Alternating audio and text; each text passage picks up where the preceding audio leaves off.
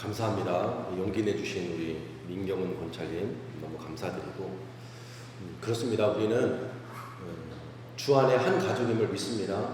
저희가 베스웨이 교회를 시작하면서 소원하고 또 기대하는 것은 세상에서 상처받고 또 마음 아픈 영혼들이 이 교회에서 예수님의 참 사랑을 경험하고 또 참 안식을 누리고 그 안에서 참 자유함을 누릴 수 있으면 좋겠다라는 생각이 들어져요. 또 이 땅에 의외로 많은 사람들이 사랑을 받지 못하고 살아가고 있더라고요. 어릴 때 부모님으로부터 또 형제로부터 가족으로부터 친구로부터 이웃으로부터 아내와 남편으로부터 무조건적인 사랑을 경험하지 못하고 완전한 사랑을 경험하지 못하고 불안정한 상태에서 살아가는 모습들을 많이 보게 되었습니다. 그런데 우리가 믿는 예수 그리스도는 우리를 사랑하시되 완전하게 사랑하십니다. 그리고 변함없이 사랑하십니다. 그리고 있는 모습 그대로를 사랑하십니다.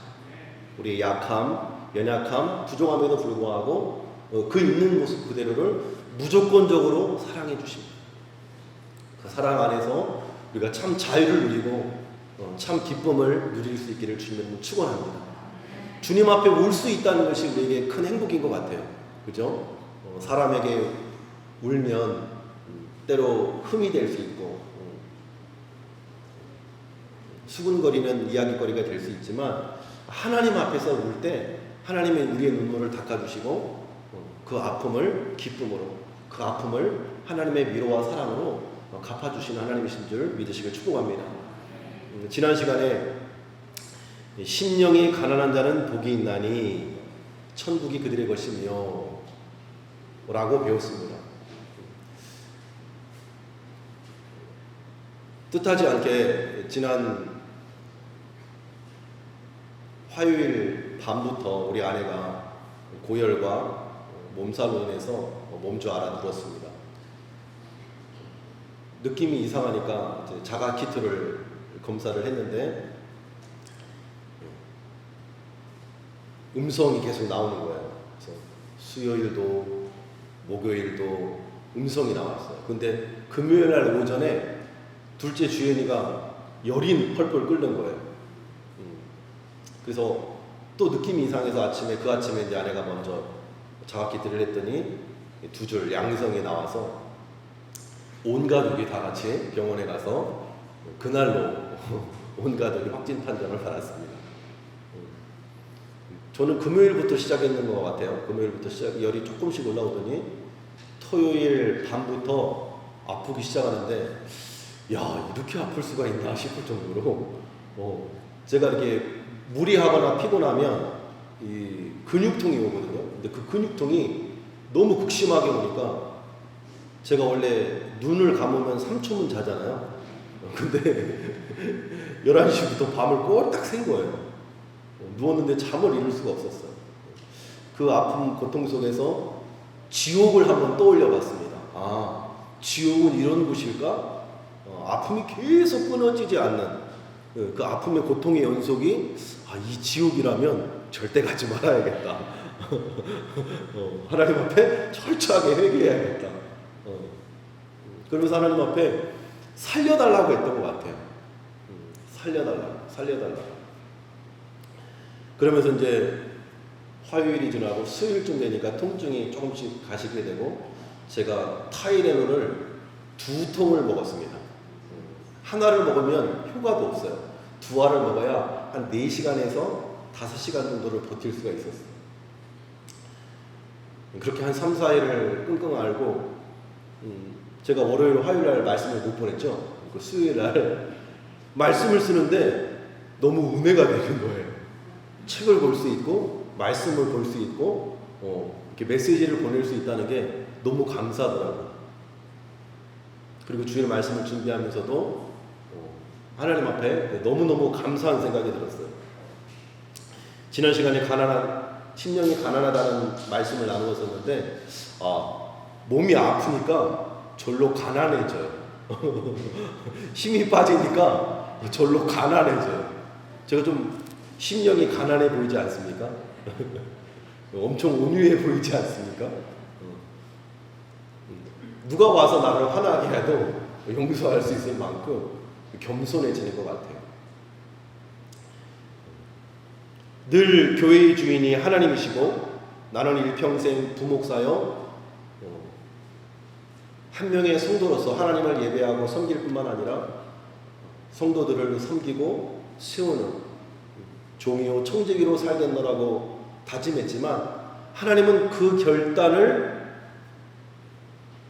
사용하지 않고서라도 하나님은 주권적으로 얼마든지 하나님의 뜻을 행할 수 있는 분이시더라고요.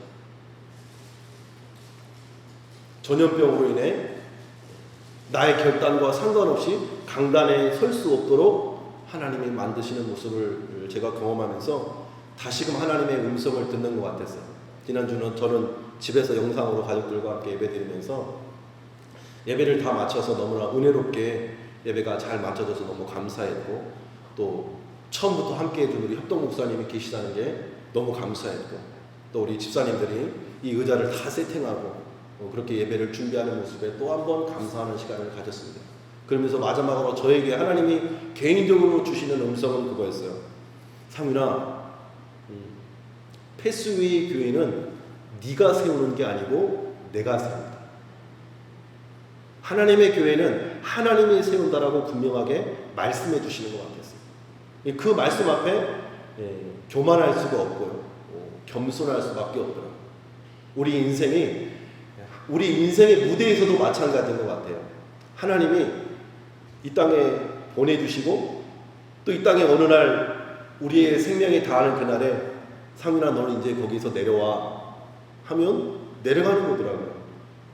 그때와 그 기한을 내가 정할 수 있는 게 아니고 하나님이 내려와 그러면 내려오는 거더라고요.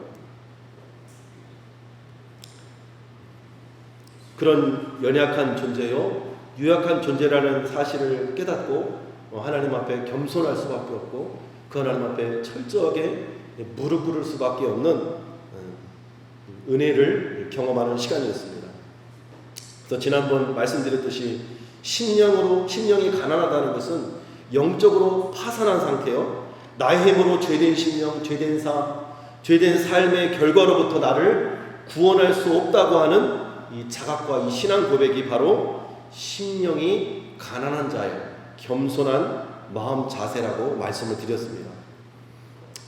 아주 쉽게 하나님 없이는 살 수 없는 존재, 하나님 없이는 나는 살 수 없다고 하는 이 신앙의 고백이 바로 가난한 마음이요 겸손한 마음이라고 말씀을 드렸었습니다.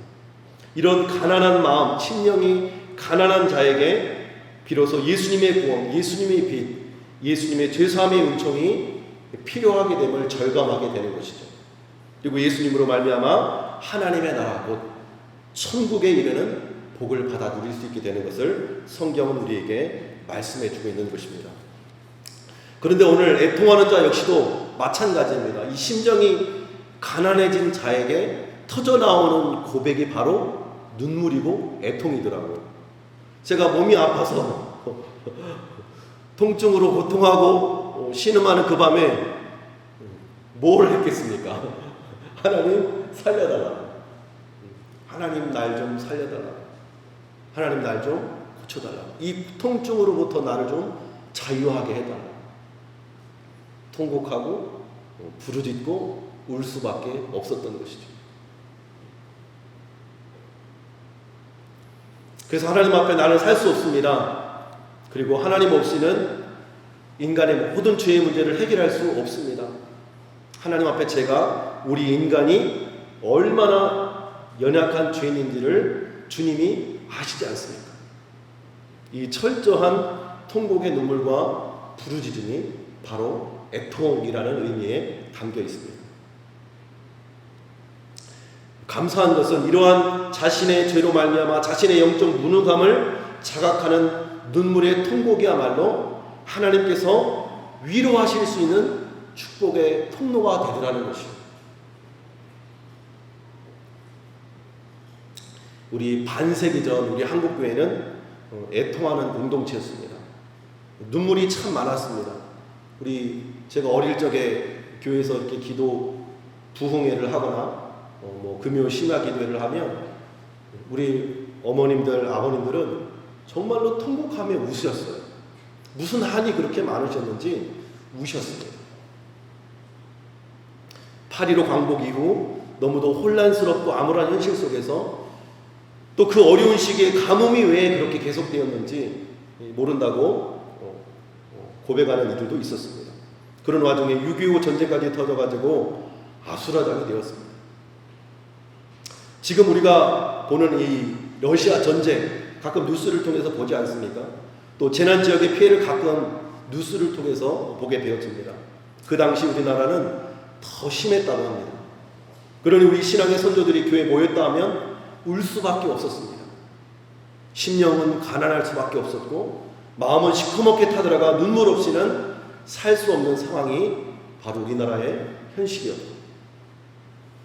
우리 신앙의 선조들이 눈물이 아니고서는 견딜 수 없는 고통의 터널이었던 것입니다.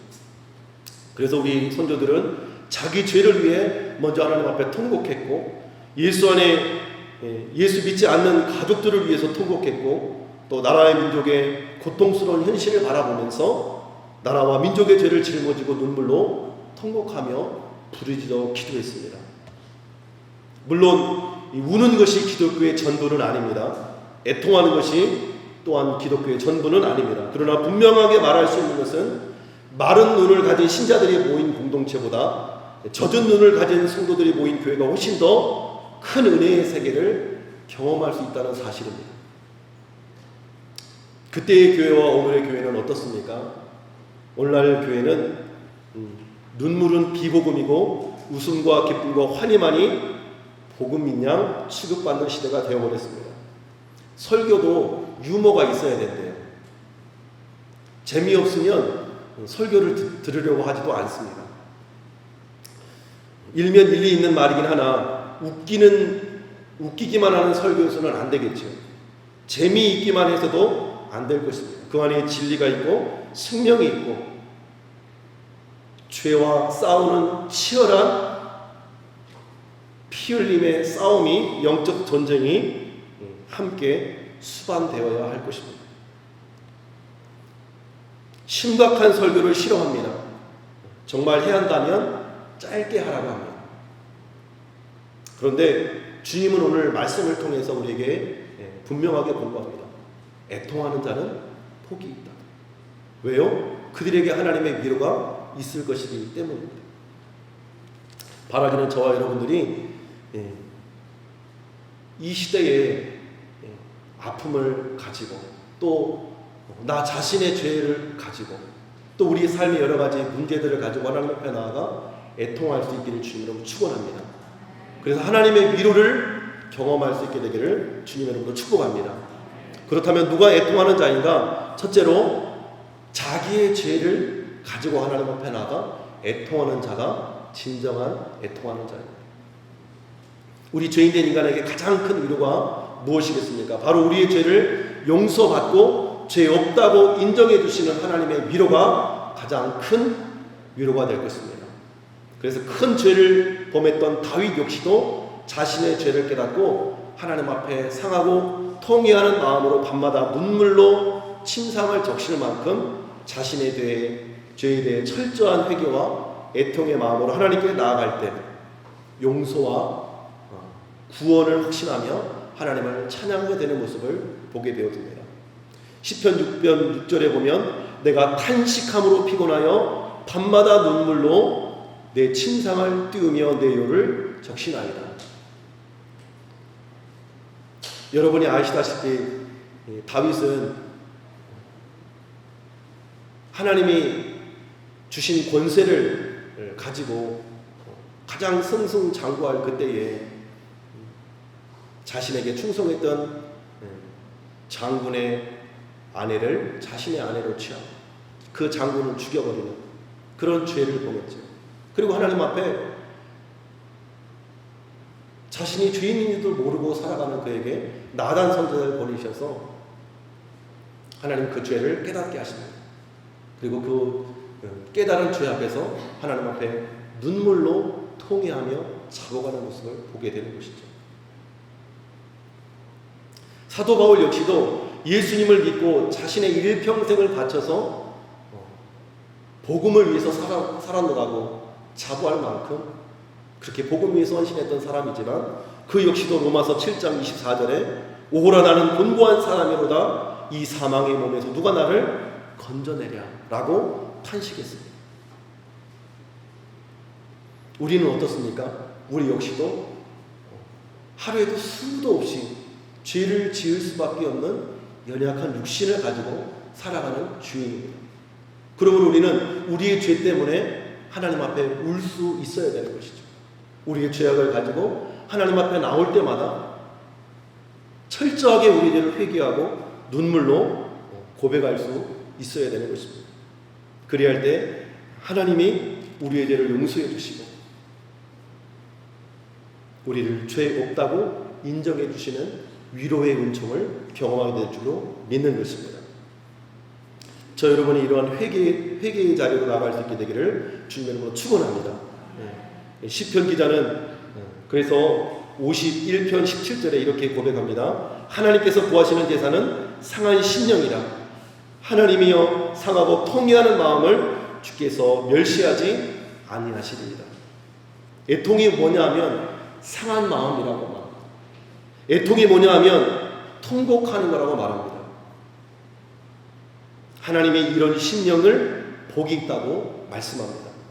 이렇게 통회하고 자기 죄를 하나님 앞에 고하는 사람을 주님께서는 복되다 하시고 그 눈물을 씻어주시고 그에게 사죄의 은총, 평안의 은총, 구원의 은총을 주신다고 약속하신 것입니다. 여러분이 하나님 앞에 나갈 때 이 상한 심령, 상하고 통회하는 심령으로 날마다 주님 앞에 나갈 수 있게 되기를 주님으로 축복합니다. 두 번째로 하나님 앞에 애통하는 자는 누구이냐? 우리의 인생에 무거운 짐을 지고 하나님 앞에 우는 자여야 합니다.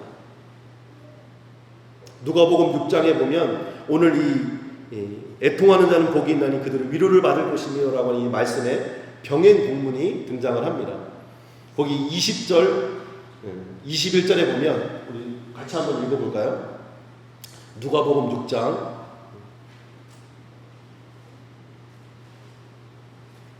20절 21절 제가 읽어드리겠습니다. 예수께서 눈을 들어 제자들을 보시고 이르시되 너희 가난한 자는 복이 있나니 하나님의 나라가 너희 것이며 지금 줄인 자는 복이 있나니 너희가 배부름을 얻을 것이며 지금 우는 자는 복이 있나니 너희가 웃을 것이며.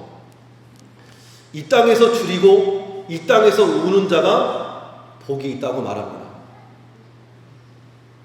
반대로 24절과 25절에는 그러나 화 있을진저 너희 부요한 자여 너희는 너희의 위로를 이미 받았도다. 화 있을진저 너희 지금 배부른 자여 너희는 줄이리로다. 화 있을진저 너희 지금 웃는 자여 너희가 애통하며 울리로다. 주님께서는 이 땅에서 울고 줄인 자는 배부름을 얻을 것이고 위로를 받을 것이라고 말씀합니다. 그리고 반대로 이 땅에 부유한 자들에게는 화 있을진저 너희가 이미 이 땅에서 위로를 다 받았다라고 말씀합니다. 어쩌면 이 말씀이 오늘 사는 우리에게 소망이 되고 위로가 됩니다. 최근 물난리로 인해서 안타까운 죽음을 맞이한 반지하의 가족들, 여러분 뉴스를 통해서 잘 보셨죠? 저는 그 반대편에 또 다른 뉴스를 보게 되었는데 빌라를 수백 채를 가지고 모녀가 일평생 모아온 젊은이들의 그 전 재산을 전세금으로 넣었는데 그것을 돌려주지 않고 수백억, 수천억의 재산을 쌓아가고 있는 그런 사람들이 또 그 다음 날에는 어떤 또 남자가 수백 채, 500채인가요? 집을 소유하면서 그렇게 사기를 치고 다니는 거예요. 우리는 아파트를 보면서 얘기하죠. 수많은 아파트들이 올라가는 걸 보면서 집이 저렇게 많은데 내 집은 하나도 없네 라고 우리는 고백할 때가 참 많이 있죠. 이 땅의 삶을 보면 너무나 불공평해 보여요. 그러나 성경은 분명히 말씀하고 있습니다. 그들이 화가 있을 것이라. 그들이 이 땅에서 배부르고 호의호식하고 하나님의 마음, 하나님의 사랑으로 백성들을 긍휼히 여기지 못하는 그들에게는 화가 있을 것이라고 분명하게 말씀하고 있습니다. 그와는 반대로 예수 믿지만 여전히 힘들고 어렵고 고난 중에 있는 우리 믿는 성도들에게는 하나님 앞에 나와 울 수 있고, 그것 때문에 하나님을 더 의지할 수 있고, 그것 때문에 하나님 앞에 영적으로 가난한 마음으로 나아갈 수 있는 우리 한 사람 한 사람이 복되다라고 말씀합니다. 왜요? 영원한 위로를 받을 수 있기 때문입니다. 우리에게 영원한 약속이 보장되어 있기 때문인 것이죠. 성경에 우리 히스기야 왕은 자신의 죽음을 인식하고 하나님 앞에 눈물로 통곡하며 기도합니다. 그랬더니 이사야 선지자를 통해서 하나님이 응답을 주십니다. 너는 돌아가서 내 백성의 주권자 히스기야에게 이르기를, 왕의 조상 다윗의 하나님 여호와의 말씀이 내가 내 기도를 들었고 내 눈물을 보았노라. 내가 너를 낫게 하리니 내가 3일 만에 여호와의 성전에 올라가겠고. 그리고 왕위를 회복하고 다시금 15년 동안 자신의 생명이 연장되는 응답을 경험합니다. 히스기야의 기도를 들으시고 히스기야의 눈물을 보시는 하나님이 바로 저와 여러분의 하나님을 믿으시길 축원합니다. 그러므로 우리는 이 땅에서 우리의 눈물을 보시고 우리의 애통을 보시고 우리의 상처와 아픔을 보시고 들으시는 그 하나님 앞에 우리는 눈물로 나아갈 수 있는 소망이 우리에게 있는 줄로 믿으시길 축복합니다. 그리고 그 주님이 주시는 위로는 마침내 주시는 위로라는 사실입니다. 오늘 애통하는 자는 복이 있나니 그들이 위로를 받을 것이며, 그 위로는 장차 주님이 이 땅 가운데에 왕으로 재림하시는 그날에 영원한 위로로 우리에게 함께해 주신다고 약속하고 있습니다. 계시록 21장 4절 말씀에 보면 모든 눈물을 그 눈에서 닦아주시니 다시는 사망이 없고 애통하는 것이나 곡하는 것이나 아픈 것이 다시 있지 아니하리니 처음 것들이 다 지나갔음이로라. 보좌에 앉으신 이가 이르시되 보라 내가 만물을 새롭게 하노라 하시고 또 이르시되 아멘. 하나님께서 마지막 날에 우리 눈에서 눈물을 닦아주시고 다시 사망이 없고 애통하는 것이나 곡하는 것이나 아픈 것이 다시 있지 않도록 만들어 주신다고 말씀합니다. 그리고 하나님께서 만물을 새롭게 하시는 날이 올 것이다라고 말씀합니다. 바라기는 저 여러분들의 이 하나님 앞에 우리의 죄를 가지고 하나님 앞에 애통할 뿐만 아니라 우리의 삶의 여러 가지 문제들을 가지고 인생의 질고를 가지고 하나님 앞에 나아가 울며 기도하며 부르짖을 때에 하나님의 위로를 경험할 수 있게 되기를 주님으로 축원합니다. 축복합니다. 마지막으로 세상의 죄를 위하여 애통하는 자가 복된 자라고 말씀합니다. 예수님이 십자가를 지시기 전 감람산에 앉아서 예루살렘의 멸망을 내다보시고 우십니다. 왜요? 주님이 십자가에 죽으신 이후 40년 만에 티투스 장군에 의해서 완전히 예루살렘이 멸망을 당할 것을 주님이 먼저 내다보시고 그들의 비참함을 내다보시고 주님이 우신 것입니다. 주님이 십자가에 못 박혀 돌아가실 때에 여인들이 주님을 따르는 여인들이 울며 따라갈 때에 나를 위하여 울지 말고 너희와 너희 자녀들을 위해서 울라고 주님은 말씀하시는 것처럼 주님은 이 땅의 백성들을 긍휼히 여기는 마음으로 우셨습니다. 사도 바울도 빌립보서 3장 18절에 내가 여러 번 너희에게 말하였거니와 이제도 눈물을 흘리며 말하노니 여러 사람들이 그리스도의 십자가의 원수로 행하느니라. 눈물로써 십자가의 원수로 행하는 안타까운 교회 안의 성도들을 향하여 편지를 쓰고 있는 것을 볼 수 있습니다. 오늘 우리의 세상은 어떻습니까? 정치, 경제, 사회, 문화, 나라 울지 않을 수 없는 세상을 우리가 살아가고 있습니다. 정치인들에게 소망을 바랄 수 있습니까? 이 땅에 무너진 공교육에 소망을 줄 수 있습니까? 교회마저 빛을 잃어버리고 한국 교회에 소망을 줄 수 있겠습니까? 어쩌면 이름 모를 성도 한 사람 한 사람이 나라와 민족의 죄를 나의 죄로 여기고 십자가 앞에 나아가 통곡하며 눈물을 흘리는 그 한 사람이 유일한 소망이 아닐까 하는 생각을 하게 되어집니다. 저 여러분이 그 유일한 소망이 되어줄 수 있기를 주님 축원합니다. 제가 지난주에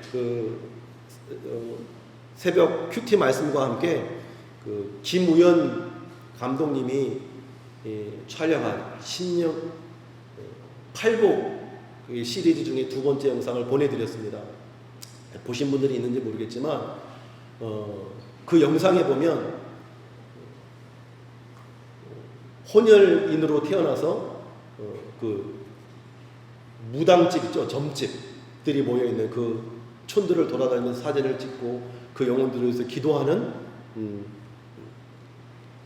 청년을 또 보게 되어지고, 또 선교지에 나갔다가 아내를 그 땅에 묻고 아들을 그 땅에 묻고 그 땅을 위해서 눈물을 흘리는 그분들을 이렇게 촬영해서 애통하는 자는 복이 있나니 그들이 위로를 받을 것이라는 주제를 가지고 영상을 만들어서 이렇게 방영했던 기억이 있습니다.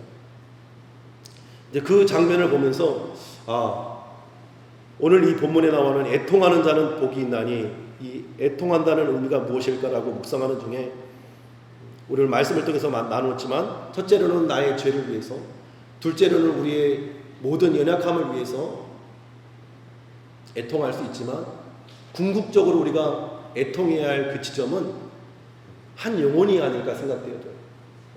하나님의 마음이 머물고 하나님의 시선이 머무는 그 영혼, 그 나라, 그 민족, 그 열방, 우리의 가족과 이웃과 하나님의 교회를, 또 이 나라 민족을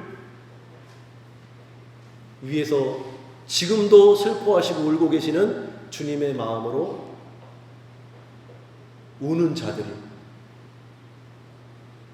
오늘 성경이 말하는 참으로 애통하는 자가 아닌가 생각되어집니다. 바라기는 저 여러분들이 이 애통하는 자의 복을, 또 애통하는 자가 받아 누리는 하나님의 위로를 저 여러분들이 경험할 수 있게 되기를 주님의 이름으로 축원합니다. 축복합니다. 우리 잠시 기도하겠습니다.